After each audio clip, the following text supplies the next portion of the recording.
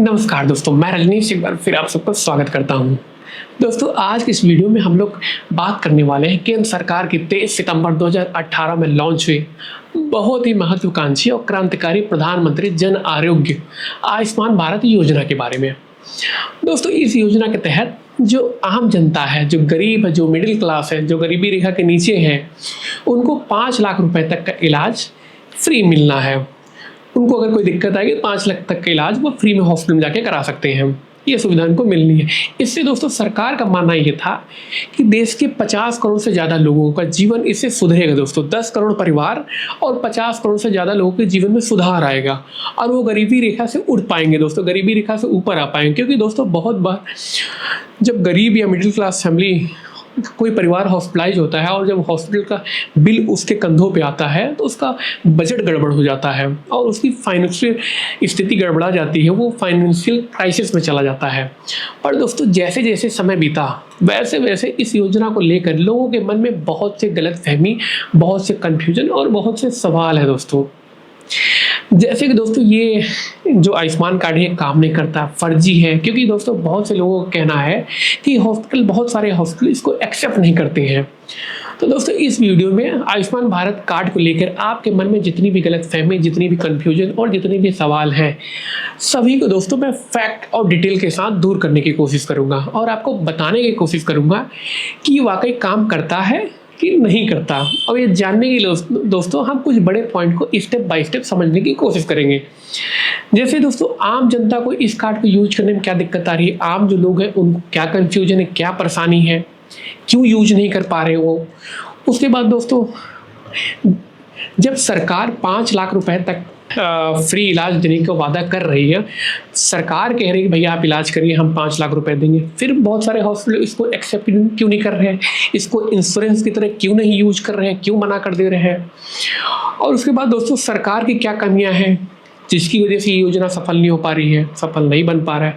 और लास्ट में दोस्तों कुछ हम लोग जो पूरा वीडियो में डिस्कस करेंगे, वीडियो में डिस्कस करने के बाद हम लोग क्या सलाह दे सकते हैं वो इसमें देने की कोशिश करेंगे। तो दोस्तों ये कार्ड बिल्कुल 100% काम करता है और इस कार्ड से दोस्तों इलाज भी होता है, पर इसमें कुछ टर्म और कंडीशन है जो आम जनता को नहीं मालूम है दोस्तों, जो हम जैसे लोगों को नहीं मालूम है, इसकी वजह से दोस्तों समस्या है। और दोस्तों कुछ सरकार की कमियां हैं, कुछ सरकार का ढोलमुल रवैया है और कुछ फर्जी हॉस्पिटल हैं, कुछ ऐसे हॉस्पिटल हैं जो फर्जी आयुष्मान कार्ड बनवा के फर्जी क्लेम कर रहे हैं, जिनकी वजह से समस्या पैदा हुई है। तो ये बहुत कारण है दोस्तों जो इस बेहतरीन योजना को सफल नहीं बनने दे रहे हैं और ये सब दोस्तों मैं आपको फैक्ट और डिटेल के साथ बताने की कोशिश करूँगा। तो बताने में दोस्तों वीडियो थोड़ा सा बड़ा हो सकता है, पर आपसे रिक्वेस्ट है कि वीडियो पूरा देखिएगा तभी आप समझ पाएंगे, क्योंकि अभी जब पूरा वीडियो देखेंगे तो आपको पूरा फैक्ट समझ में आएगा दोस्तों कि दिक्कत कहाँ आ रही है, क्या दिक्कत है। अब चलिए दोस्तों यहाँ से हम लोग समझने की कोशिश करते हैं। अब दोस्तों मान लीजिए कि आपका आयुष्मान कार्ड बन गया है और दुर्भाग्यवश आपका बोन फ्रैक्चर हो गया है, और ये दोस्तों एग्जाम्पल है, भगवान ना करे कभी आपके साथ ऐसा हो और आपको आयुष्मान कार्ड यूज करने की जरूरत पड़े। अब दोस्तों आपको क्या लगता है आयुष्मान कार्ड हर जगह काम करता है?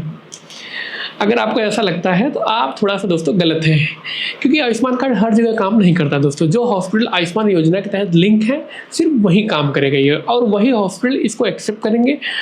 और अगर आप किसी ऐसे हॉस्पिटल में चले जाते हैं जो इस योजना के तहत लिंक नहीं है तो वहाँ पे हॉस्पिटल इस कार्ड को एक्सेप्ट नहीं करेंगे, और वो हॉस्पिटल एक्सेप्ट नहीं करेंगे तो इस कार्ड के तहत आपका इलाज भी नहीं करेंगे और वो मना कर देंगे भैया ये कार्ड हम एक्सेप्ट नहीं करते, ये फर्जी कार्ड है, हम एक्सेप्ट नहीं करते। तो ऐसी स्थिति में पहली बार दोस्तों आपको लगेगा या आपके मन में आएगा कि ये कार्ड फर्जी है, जो लोग बोल रहे हैं सही है। तो ऐसा नहीं है दोस्तों, मैंने जैसे स्टार्ट में कहा है ये कार्ड काम करता है। स्टोरी आगे बढ़ाते हैं। तो आपके साथ जब भी कभी दोस्तों ऐसा होता है, ऐसी घटना घटे या कोई ऐसी बीमारी आपको हो जाए, आपके परिवार में हो जाए जिसमें आपको हॉस्पिटल में एडमिट होना पड़े और आपको इलाज की ज़रूरत हो, तो आप ऐसे हॉस्पिटल में जाइए जो आयुष्मान योजना के तहत लिंक है। तो दोस्तों जब ऐसे हॉस्पिटल में आप जाएंगे तो वो आपका इलाज आयुष्मान कार्ड के तहत फ्री में करेंगे। अब फ्री में कैसे करेंगे, पूरा 5 लाख लगेगा, 2 लाख लगेगा, जितना भी है, किस फ्री में करने का क्या पूरा टर्म एंड कंडीशन है, ये आगे वीडियो में आप समझेंगे। तो दोस्तों अब चलते हैं हम लोग मेन मुद्दे की तरफ। जो हॉस्पिटल आयुष्मान भारत योजना के तहत लिंक है उनमें क्या दिक्कत है दोस्तों, वहाँ क्या समस्या है जो आपको एडमिट करने से बहुत बार मना कर, जैसे लोग कहते हैं या आपने न्यूज़ में भी सुना होगा कि हॉस्पिटल मना करते हैं, एक्सेप्ट नहीं करते हैं। तो जो लिंक है उनमें क्या दिक्कत है दोस्तों, वो क्यों मना कर रहे हैं। तो दोस्तों ऐसा क्यों हो रहा है ये समझने की कोशिश करते हैं हम लोग। अब दोस्तों हम लोग एग्जाम्पल लेते हैं पहले वाला ही। तो मान लीजिए कि दुर्भाग्यवश आपका बोन फ्रैक्चर हो गया है और आप ऐसे हॉस्पिटल पहुंच भी गए हैं जो हॉस्पिटल आयुष्मान योजना या आयुष्मान भारत के तहत लिंक है, इन पैनल में है दोस्तों, वो लिंक है। तो आप हॉस्पिटल जाकर डॉक्टर से मिलते हैं और डॉक्टर साहब से कहते हैं भैया हमारा पैर टूट गया है या हड्डी हमारी फ्रैक्चर हो गई है, डॉक्टर साहब बताइए। तो डॉक्टर साहब कहते हैं कि ठीक है एडमिट होना पड़ेगा। अब आप कहते हैं कि ठीक है डॉक्टर साहब एडमिट तो हो जाएगा, खर्चा कितना आएगा वो बता दीजिए। डॉक्टर साहब कहते हैं यार लगभग इसका 50,000 रुपये के आसपास आएगा। तो आप कहते हैं ठीक है डॉक्टर साहब मेरे पास तो आयुष्मान कार्ड है। तो डॉक्टर साहब ने कहा ठीक है आप एक काम करिए, आप टीपीए वाले से मिल लीजिए। तो अब क्या करते हैं आप जाते हैं टीपीए वाले के पास। दोस्तों हर हॉस्पिटल में एक टीपीए डिपार्टमेंट होता है जो इंश्योरेंस रिलेटेड, जितनी भी इंश्योरेंस रिलेटेड चीज़ें होती हैं वो टीपीए वाले देखता है। इस केस में आप टीपीए वाले को आयुष्मान मित्र के तहत भी ले सकते हैं, आयुष्मान मित्र भी कह सकते हैं। अब दोस्तों लफड़ा और कॉन्फ्लिक्ट यहाँ पैदा होता है। अब जब टीपीए वाले के पास जाते हैं, आप समझिए लफड़ा और कॉन्फ्लिक्ट आने वाला है यहीं पे। जब आप टीपीए वाले के पास दोस्तों जाते हैं तो टीपीए वाला कहता है कि बोन फ्रैक्चर है, 50,000 रुपये लगेगा। अब आप भी बोले ठीक है ले ले, मेरे पास तो 5 लाख तक का इलाज वाला कार्ड है भैया जो फ्री में है, आप ले लीजिए उससे। तो अब टीपीए वाला कहता है दोस्तों 30,000 भैया आपको अपनी जेब से देना पड़ेगा। तब यही में दोस्तों लफड़ा पैदा होता है और कंफ्लिक्ट भी होता है। अब दोस्तों आपके दिमाग में क्या है, आपको लगता है कि आपके पास आयुष्मान कार्ड है और इसमें 5 लाख रुपए तक का इलाज फ्री है, फिर ये हॉस्पिटल वाला मुझसे पैसे क्यों मांग रहा है। तो दोस्तों ये बात बिल्कुल सही है कि 5 लाख रुपए तक का इलाज आयुष्मान भारत योजना के तहत फ्री है, ये बिल्कुल सही है, इसमें कोई भी लफड़ा नहीं है दोस्तों, ये बिल्कुल सही है। पर इसमें दोस्तों कुछ क्लॉज, कैपिंग और टर्म एंड कंडीशन है, जैसे मैंने आपको पहले ही बताया। तो इसमें दोस्तों कुछ क्लॉज है, कुछ कैपिंग है, कुछ टर्म कंडीशन है जो हम लोगों को नहीं पता है। दरअसल दोस्तों होता क्या है, आयुष्मान कार्ड में हर बीमारी के लिए एक फिक्स पैकेज है। जितना पैसा पैकेज में फिक्स है उतना ही पैसा हॉस्पिटल को सरकार देती है, उतना ही पैसा दोस्तों हॉस्पिटल को सरकार देगी। अगर हॉस्पिटल का एक्चुअल खर्चा उससे ज़्यादा होता है तो वो एक्स्ट्रा पैसा आपसे मांगने लगते हैं, इसलिए आपको लगता है कि हॉस्पिटल आपसे ज़्यादा पैसे मांग रहा है। पर फैक्ट ये है कि दोस्तों पैकेज कैपिंग होता है, जो पैकेज है वो कैपिंग की वजह से फिक्स होता है। अब कैपिंग होने के कारण हॉस्पिटल का जो एक्स्ट्रा खर्चा है वो रिकवर नहीं हो पाता। अगर 30,000 की जगह 50,000 लग गया तो रिकवर नहीं हो पाता। इस वजह से दोस्तों हॉस्पिटल वाले मना करने लगते हैं। अब आपको मैं एक एग्जांपल लेके बताता हूँ, आप बताने की कोशिश करता हूँ दोस्तों, आप समझिए। अब दोस्तों मान लीजिए आपको कोई भी बीमारी हो सकता है, कुछ भी बीमारी हो सकता है। एग्जाम्पल फिर से पुराना लेते हैं, जैसे आपका बोन फ्रैक्चर हो गया और बोन फ्रैक्चर के लिए जो हॉस्पिटल खर्चा है, जो चार्ज है वो 50,000 रुपये का आता है, जैसे डॉक्टर साहब ने पहले ही बताया। पर आयुष्मान कार्ड के तहत हॉस्पिटल को दोस्तों सिर्फ 20,000 रुपये मिलेगा। ये मैं आपको स्क्रीन पे दिखा रहा हूँ, आप देख लीजिए। सिर्फ हॉस्पिटल को 20,000 रुपये मिलने वाला है। अब हॉस्पिटल जो बचा पैसा है, जो रेस्ट अमाउंट रहता है, उसका डिमांड करता है आपसे। वो कहता है भैया 20,000 रुपये मुझे इस पैकेज में मिलने वाला है और 30,000 रुपये आपको देना पड़ेगा। तो जो बचा पैसा है वो आपसे मांगता है और आपको लगता है कि हॉस्पिटल वाला आपसे ज़्यादा पैसे मांग रहा है। एक तो ये 5 फ्री भी है और आपसे पैसे भी मांग रहा है। तो यहीं पे दोस्तों कॉन्फ्लिक्ट पैदा हो जाता है और आपके दिमाग में आता है कि नहीं नहीं ये हॉस्पिटल वाला गड़बड़ है या कार्ड गड़बड़ है, कुछ कन्फ्यूजन हो जाता है। अब दोस्तों मैं आपको एक और उदाहरण लेके बताता हूँ, बताने की कोशिश करता हूँ दोस्तों, आप समझिएगा। अब मान लीजिए कि कोई बर्न केस है जिसमें दोस्तों पेशेंट का जो बॉडी है वो लगभग 40 से 60% तक जल गया है। अब इसमें दोस्तों आयुष्मान भारत योजना के तहत आपको 50,000 रुपये का पैकेज मिलता है। मैं आपको दिखाता हूँ, स्क्रीन पे आप देख लीजिए। अगर 40 से 60% तक दोस्तों बॉडी जल जाती है तो 50,000 का पैकेज है, 50,000 का पैकेज है। पर इसका प्राइवेट हॉस्पिटल में दोस्तों जो एक्चुअल कॉस्ट है वो 4 से 5 लाख रुपए तक का है। और दोस्तों अगर इसमें TBSA टोटल बॉडी सरफेस का केस है तो इसमें दोस्तों इस केस में तो बिल और भी बढ़ सकता है। 4 से 5 लाख की जगह हो सकता है 6 लाख लग जाए, हो सकता है 8 लाख जाए, डिपेंड करता है कि हॉस्पिटल कितना छोटा बड़ा क्या सुविधाएं दे रहा है। तो कभी कभी दोस्तों ऐसी स्थिति में हॉस्पिटल क्या कहते हैं, कुछ ना कुछ टेक्निकल इशू बता देते हैं आपको। वो कहते हैं भैया ये कारण है जिसकी वजह से ये आपका पैन कार्ड मिसमैच कर रहा है, ये कर रहा है, वो कर रहा है, जिसकी मिसमैच बता के, इशू बता के वो कार्ड लेने से ही मना कर देते हैं। पर असली प्रॉब्लम दोस्तों पैकेज की लिमिट की है और हाई कॉस्ट ट्रीटमेंट की है जो मिसमैच करता है, जिसकी वजह से हॉस्पिटल वाले दोस्तों परेशान रहते हैं। तब ऐसी स्थिति में लोग कहते हैं दोस्तों, जब इस तरह की स्थिति आती है तो लोग कहते हैं कि आयुष्मान कार्ड काम नहीं कर रहा है, ये फर्जी है। पर दोस्तों हर जगह ऐसी स्थिति, ऐसी दिक्कत नहीं है और बहुत से हॉस्पिटल पेशेंट को दोस्तों आयुष्मान योजना के बारे में समझा बुझा के, इसके बारे में, पैकेज के बारे में बता के कि भैया ये पैकेज है, इसका जो रेस्ट अमाउंट है इतना बैठेगा, इतना ही गवर्नमेंट की तरफ से हमको मिलना है, तो समझा बुझा के दोस्तों उनका इलाज कर रहे हैं। तो इससे पेशेंट का दोस्तों बहुत मदद तो नहीं हो रहा है कि फ्री में उनका इलाज हो जा रहा है, पर बहुत उनका फाइनेंशियल हेल्प हो जाता है दोस्तों। अब जहाँ उनका दोस्तों पूरा 50,000 रुपये लगना था, वहाँ पे 20,000 रुपये लग रहा है, 30,000 उनको देना पड़ रहा है। पर दोस्तों अब ऐसे भी हॉस्पिटल, जो अच्छे हॉस्पिटल जो इलाज कर रहे थे समझा बुझा के, अब दोस्तों वो हॉस्पिटल भी स्कीम से बाहर निकलने की धमकी दे रहे हैं। वो भी कह रहे हैं हम आयुष्मान कार्ड नहीं लेंगे, हमको आयुष्मान कार्ड के से इलाज नहीं करना है, वो भी धमकी दे रहे हैं। अब दोस्तों ऐसा क्यों कर रहे हैं, इसकी क्या वजह है?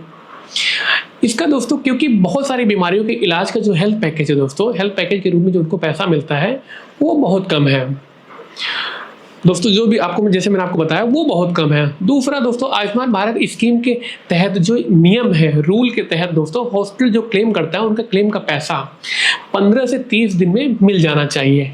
लेकिन दोस्तों ग्राउंड रियलिटी कुछ और ही है। ग्राउंड रियलिटी दोस्तों की बड़ी बुरी स्थिति है। हॉस्पिटल जो इलाज करते हैं उनके क्लेम का पैसा लगभग मिलने में 4 से 6 महीने लग जा रहा है और कुछ केस में, कुछ जगहों में दोस्तों 1 साल से ज़्यादा डिले हो रहा है। तो दोस्तों ऐसी स्थिति में हॉस्पिटल मना कर दे रहे हैं। अब दोस्तों मैं आपको कुछ फैक्ट के साथ बताता हूं दोस्तों, आपको दिखाता हूं, अब समझिए आप और देखिए।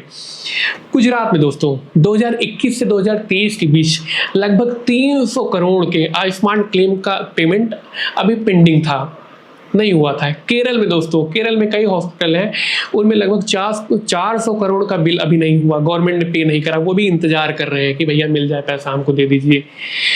और दोस्तों देश भर में एक RTI के हिसाब से जुलाई 2025 तक लगभग 64 लाख क्लेम बाकी है दोस्तों, जिनकी जो टोटल वैल्यू है वो 121 लाख करोड़ रुपए है दोस्तों। 121 लाख करोड़ अभी बाकी है और अब तक जो टोटल पेमेंट हुआ है दोस्तों वो 140 लाख करोड़ का पेमेंट रिलीज हुआ है। मतलब जितना बाकी है उतना ही रिलीज भी हुआ है।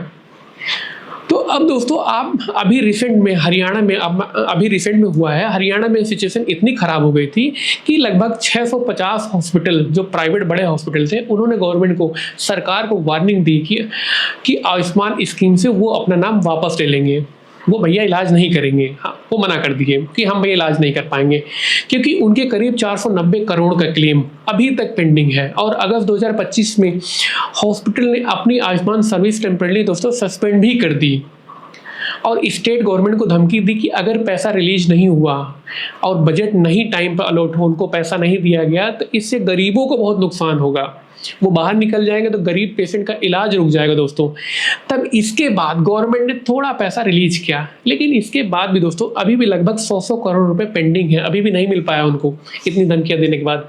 आप सोचिए अगर हॉस्पिटल का पैसा, जो हॉस्पिटल क्लेम का पैसा है वो 6 से 8 महीने या उससे भी ज़्यादा टाइम बाद मिलेगा, तो हॉस्पिटल का जो कैश फ्लो है वो गड़बड़ हो जाता है दोस्तों। उनका दवाई का खर्चा, स्टाफ की सैलरी, ऑपरेशन का खर्चा, ये सब डेली खर्चा है दोस्तों। अब ये सब खर्चा उनका गड़बड़ हो जाता है, उनका जो फाइनेंशियल स्थिति है वो गड़बड़ा जाती है। अगर गवर्नमेंट पैसा आधे साल या 1 साल बाद देगा तो प्राइवेट हॉस्पिटल कैसे मैनेज करेंगे दोस्तों। इसी वजह से कई हॉस्पिटल आयुष्मान कार्ड के तहत पेशेंट को एडमिट करने से मना करने लगे, कतराने लगे। कुछ हॉस्पिटल तो एडमिशन के टाइम सीधा कह देते हैं भैया पहले कैश ले आओ, पहले आप पैसा जमा करो, जब पैसा गवर्नमेंट से मिल जाएगा तो आपका पैसा आपको रिम्बर्स कर दिया जाएगा। लेकिन दोस्तों ये तो आयुष्मान भारत के कैशलेस वाले ट्रीटमेंट वाली कॉन्सेप्ट के बिल्कुल खिलाफ है। आयुष्मान भारत के जो कार्ड है उसके सिस्टम के हिसाब से आपको पैसा नहीं देना है, फ्री में इलाज होना है, पर वो पैसा मांगने लग गए क्योंकि उनकी भी मजबूरी थी। तो पूरा आप समझिए सिस्टम हॉस्पिटल की मजबूरी है। दिल्ली में दोस्तों कंप्लेन, बहुत सारी कंप्लेन आई। जब उन कंप्लेन का रिव्यू हुआ तो उसमें ज़्यादातर शिकायतें ये मिली कि हॉस्पिटल कार्ड के थ्रू कैशलेस ट्रीटमेंट नहीं कर रहे हैं, हॉस्पिटल पैसे मांग रहे हैं। वो पेशेंट से कहते हैं भैया पैसे दो, पैसे दोगे तो इलाज करेंगे, जब पैसा आएगा वही कह कि आपको पैसा जब गवर्नमेंट देगी तो वो पैसा वापस कर दिया जाएगा। तो इस डिले की वजह से दोस्तों हॉस्पिटल स्कीम से बाहर आने की धमकी दे रहे हैं। वो कह रहे हैं कि हम भैया अब आयुष्मान कार्ड के तहत इलाज फ्री में नहीं कर पाएंगे। अब ये सब जानने के बाद दोस्तों ये जो पूरा सिस्टम है अभी तक जो मैंने आपको बताया है, पूरी फैक्ट, पूरी बातें, ये जानने के बाद आपको लगेगा कि ये सब सरकार की गलती है, सब कुछ सरकार की गलती है। सरकार टाइम पे पेमेंट करे तो सब सही हो जाए, वहीं उन्हीं ने कैपिंग कम कर रखा है, ये सब दुनिया भर का अब आपके दिमाग। पर दोस्तों ऐसा नहीं है। दोस्तों मैं आपको एक चीज़ क्लियर करना चाहता हूँ, मैं सरकार का पक्षधर नहीं हूँ और ना ही मैं विपक्ष का विरोधी हूँ। बस जो फैक्ट है वही मैं आपको बताने की कोशिश कर रहा हूँ। तो दोस्तों जब 23 सितंबर को ये आयुष्मान भारत योजना लॉन्च हुआ तो कुछ समय तक तो सब सही चला, कुछ समय सब सही चला, सब बढ़िया रहा, मौज सब चल रहा था। तो दोस्तों जैसे हर चीज़ के साथ, हर अच्छी चीज़ के साथ होता है, कुछ अच्छा और कुछ बुरा दोनों पहलू होता है, उसी तरह इस योजना के साथ भी हुआ और होने लगा। 2019-20 में दोस्तों बहुत से फर्जी आयुष्मान कार्ड बनने लगे और उन आयुष्मान कार्ड का यूज करके बहुत से हॉस्पिटल फर्जी इलाज भी करने लगे और फर्जी क्लेम भी करने लगे और बहुत से क्लेम तो पास भी हो गए दोस्तों। तो दोस्तों जो भी फर्जीवाड़ा है बहुत दिनों तक तो चलता नहीं है, तो इसके साथ भी ऐसा ही हुआ। जब तक दोस्तों इसके साथ भी यही हुआ। तो जब सबकी सुई दोस्तों उठी और घूमी, पता थोड़ा थोड़ा खुशबुहाहट हुई, तो 2019-20 के बाद NHA नेशनल हेल्थ अथॉरिटी और राज्य स्तर पर एंटी फ्रॉड यूनिट SAFU ने स्ट्रिक्ट ऑडिट स्टार्ट करा। इसके बाद दोस्तों कई चौंकाने वाले केस सामने आए और बहुत सारे आने लगे। अभी हाल में उत्तर प्रदेश में दोस्तों एक केस है 2025 में ही दोस्तों, 1 मई से 25 मई के बीच बहुत बड़े बड़े फ्रॉड पकड़े गए दोस्तों, सिर्फ 22 दिन में, 1 मई से 25 मई।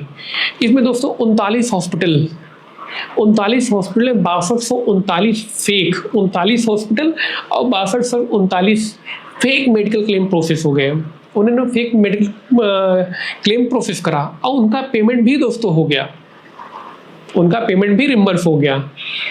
इसकी जो टोटल वैल्यू थी दोस्तों वो लगभग 10 करोड़ थी।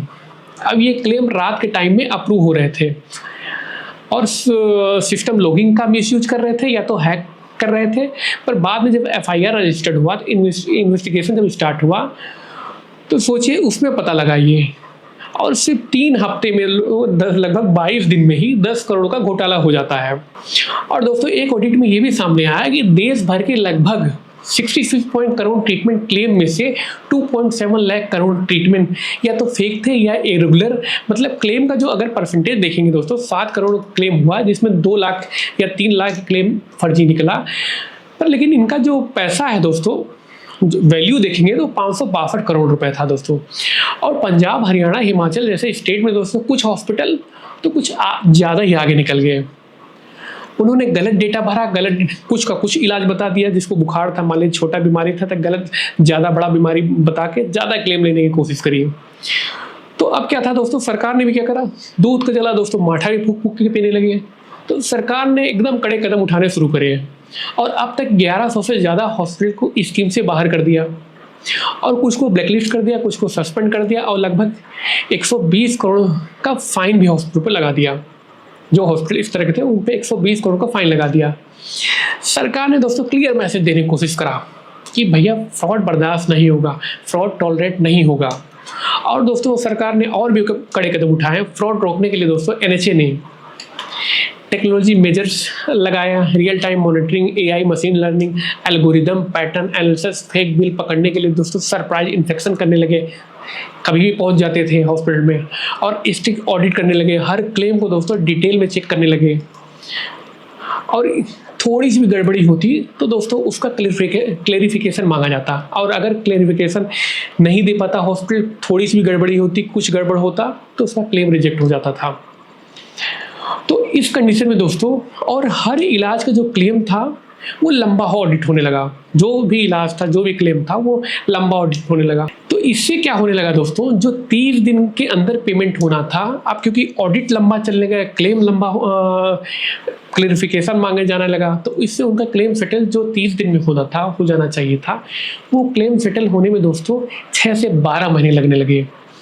और बहुत बार तो दोस्तों छोटी मोटी गलती भी, जैसे मैंने आपको बताया, उनका क्लेम रिजेक्ट हो जाता। जो सही हॉस्पिटल थे उनकी की बात कर रहा हूँ दोस्तों, जो गलत थे वो तो ठीक है, हो ही रहा था, जो सही हॉस्पिटल थे छोटी मोटी गलती की वजह से भी रिजेक्ट हो जाता था और होने लगा। तो ऐसी स्थिति में हॉस्पिटल परेशान होने लगे और उनका पैसा दोस्तों फंसने लगा। तो हॉस्पिटल इस योजना, अब इस स्थिति में दोस्तों हॉस्पिटल इस योजना से बाहर आने की सोचने लगे, और यही सब कारण है जिसकी वजह से हॉस्पिटल जो लोगों का इलाज कर रहे थे वो दोस्तों मना करने लगे, वो पैसे मांगने लगे। पहले कहने लगे भैया पहले पैसे लाओ तब इलाज होगा, जब पैसा गवर्नमेंट हमको दे देगी तब आपका इलाज हम कर दे, तब आपको हम पैसे रिम्बर्स कर देंगे, पहले पैसे लाओ। अब दोस्तों इसमें आप समझिए गलती किसकी है, सरकार की है कि उन हॉस्पिटलों की है कि लोगों की है। अब दोस्तों कुछ सुझाव या कुछ वो कमियां दोनों एक साथ आप रखिए, अगर या तो सुझाव मान लिया जाए या कमियां दूर कर दी जाए तो इस जो योजना है, आयुष्मान भारत योजना है, इसको सफल बनाया जा सकता है। अब वो क्या सुझाव है, क्या कमियां हैं, समझिए। जो पैकेज कम है दोस्तों वो पैकेज बढ़ाना चाहिए, क्योंकि गंभीर बीमारियों में, जैसे आपको मैंने बताया बर्न का केस है, तो ऐसी बीमारियों में दोस्तों, या जो भी बड़ी बीमारी है उस बीमारी में जो पैकेज कम है उसको पैकेज को बढ़ाना चाहिए, जिससे हॉस्पिटल को भी लगेगा नहीं पैकेज ज़्यादा है तो वो इलाज करने के लिए आगे आएंगे। नहीं तो उनको लगेगा कि भैया जहाँ 5 लाख खर्चा होना है वहाँ से 50,000 मिलेगा, तो इससे दूर रहो, तो उससे दूर रहो। ये था पहला दोस्तों। उसके बाद क्लेम सेटल का जो टाइम है वो 30 दिन का है। अब बहुत बार दोस्तों 30 दिन से बहुत ज़्यादा लग रहा है, क्लियरिफिकेशन और इंफेक्शन बहुत सारी चीज़ों में, ये फ्रॉड चेक करने के चक्कर में टाइम ज़्यादा लग रहा है। जब टाइम ज़्यादा लग रहा है तो उनका पेमेंट नहीं मिल रहा है, तो 30 दिन से 60 दिन हो जाए पर उनको मिले तो पेमेंट टाइम पे, क्योंकि हॉस्पिटल अगर उनको पैसे नहीं मिलेंगे दोस्तों उनका बहुत सारा सिस्टम गड़बड़ हो जाएगा। उसके बाद दोस्तों जो ये सख्त मॉनिटरिंग कर रहे हैं, बिल्कुल करें, सख्त मॉनिटरिंग यूज करें, डिजिटल टूल यूज करें, फ्रॉड और झूठ जितने भी क्लेम हैं उनको रोकने की कोशिश करें। इसके चक्कर में जैसे होता है ना, कुछ गंदी मछलियाँ पूरे तालाब को गंदा कर देती हैं, तो ऐसे कुछ फर्जी हॉस्पिटल पूरे हॉस्पिटल तंत्र को खराब कर रहे हैं, उनसे विश्वास उठा रहे हैं। और दोस्तों जो हॉस्पिटल अच्छा काम कर रहे हैं उनको गवर्नमेंट को चाहिए कि प्रोत्साहन दे। और उसके बाद दोस्तों थोड़ा सा जागरूकता बढ़ाने की ज़रूरत है, क्योंकि लोगों को जो इसका नियम कानून है, टर्म कंडीशन वो नहीं मालूम है, पैकेज क्या है नहीं मालूम है, जिसकी वजह से लोग हॉस्पिटल से लड़ने लगते हैं, झगड़ने लगते हैं।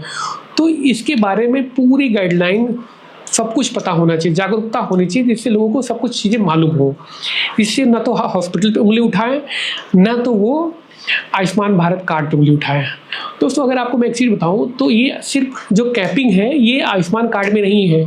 अगर आप इंश्योरेंस कराते हैं, बहुत सारे आप ये भी ऐसे भी लोग हैं जो ज्ञान दे रहे हैं कि इंश्योरेंस ले लो, आयुष्मान कार्ड छोड़ दो, आयुष्मान कार्ड फर्जी है। पर मैं आपको बताना चाहता हूँ कि अगर आप इंश्योरेंस भी लेते हैं तो दोस्तों उसमें भी कैपिंग होता है।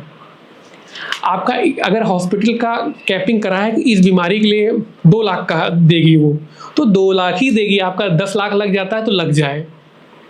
अगर आपने 5 लाख का इंश्योरेंस लिया है और उसमें 10 लाख लग जाता है तो 10 लाख तो इंश्योरेंस नहीं मिलेगा। अगर रूम रेंट उसमें दोस्तों जो इंश्योरेंस होता है, इंश्योरेंस जब आप लेते हैं तो उसमें भी रूम रेंट फिक्स होता है। अगर कुछ इंश्योरेंस ऐसे होते हैं जो कि इनमें रूम रेंट नहीं फिक्स होता है, कोई भी रूम लीजिए, पर उसमें पैसा भी उस हिसाब से लगता है दोस्तों। पर यहाँ तो फ्री है, तो थोड़ा सा कैपिंग है, मैं नहीं कहता हूँ सही है पर गलत भी नहीं है, कुछ तो फायदा हो रहा है लोगों को, पर थोड़ा सिस्टम सही हो जाए। अब दोस्तों निष्कर्ष निकालते हैं हम लोग। तो लास्ट में दोस्तों निष्कर्ष से हम लोग पहुंचते हैं, और जोड़ देकर एक बार मैं फिर आपको कहता हूं, आपको फिर बताना चाहता हूं कि आयुष्मान भारत कार्ड बिल्कुल फर्जी नहीं है। ये एक बेहतरीन स्कीम है जिससे अब तक करोड़ों जरूरतमंद लोगों का इलाज हुआ है। अगर तथ्य की बात करें दोस्तों तो जैसे मैंने आपको पहले बताया कि 140 लाख करोड़ का पेमेंट गवर्नमेंट कर चुकी है। अगर 140 लाख करोड़ का पेमेंट गवर्नमेंट करी है तो उनका इलाज भी हुआ होगा, तभी तो पेमेंट हुआ है। तो ये बिल्कुल काम करता है, बस ज़रूरत है थोड़ा सा ईमानदारी से काम करने की। जो हॉस्पिटल है, सरकार है, और इसमें थोड़ा सा पैकेज रेट बढ़ाएं, एजेंसियाँ ईमानदारी से काम करें, पारदर्शिता रहे, तो बहुत बढ़िया स्कीम है दोस्तों। बहुत ज़रूरतमंद लोगों को ये काम आएगा।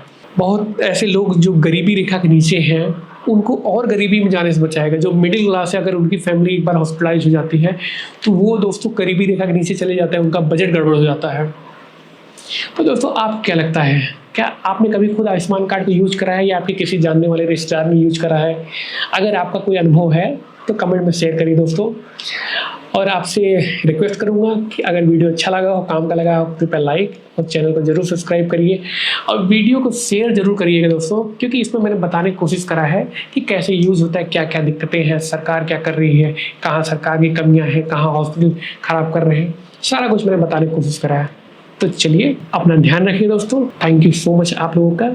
जय हिंद।